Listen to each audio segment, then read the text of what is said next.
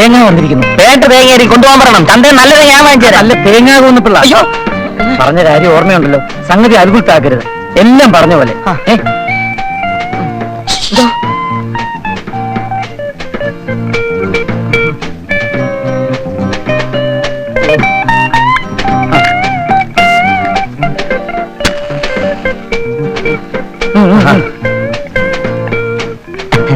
Hello mister Hari.